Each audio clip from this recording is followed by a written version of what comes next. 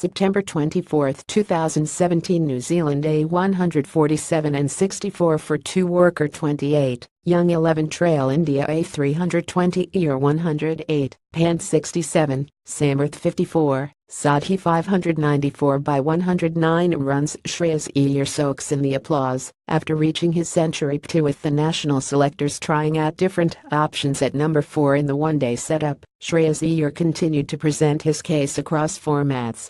A month after hitting an unbeaten 140 that helped India A win the Tri-Series in South Africa, his counter-attacking 97-ball 108 rescued the side from a precarious 114 for 4 and put them on the road to victory on the second day of the first unofficial test against New Zealand A in Vijayawada.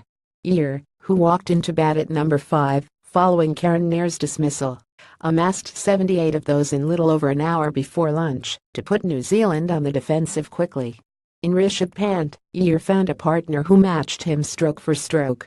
Pant, who was not considered for the longer format during the A Tour in South Africa, made an impression immediately, hitting 67 to swell India's lead to 173.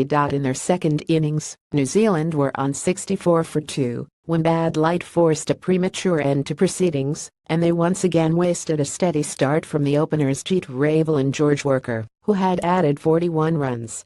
The visitors still need 109 to make India A bat again, with the possibility of a 3-day finish looming large. The post-lunch session was particularly entertaining as it turned into a mini-contest between Iyer and Pant, both capable of playing audacious shots at different times. While Iyer drove, slapped and walked down the pitch to flat but fast bowlers over their heads repeatedly, Pant backed himself to clear long off and long in when spinners bowled in his hitting arc.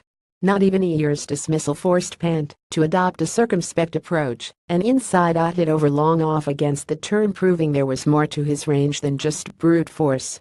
His 26-ball half-century was a chanceless affair in which he favored the straight boundary 6 of his 9 fours, and both sixes coming in the region.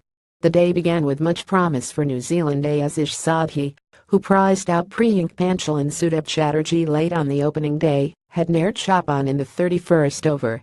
The India A captain, who had battled calmly until then, shaped a cut, but erred in trying to play back to a flipper that cramped him for room.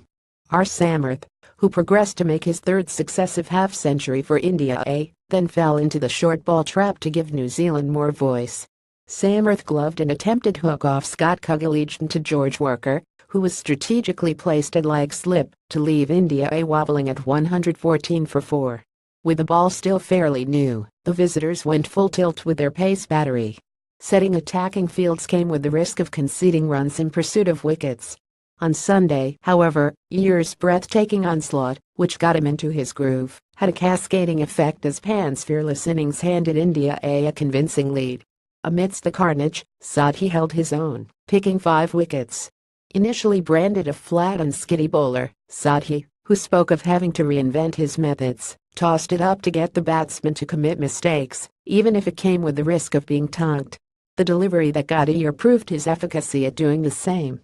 After being hit for a huge 6 over long off, he tossed the ball again, but landed it wider, as in another attempt from Iyer at clearing the ropes resulted in a slice to cover.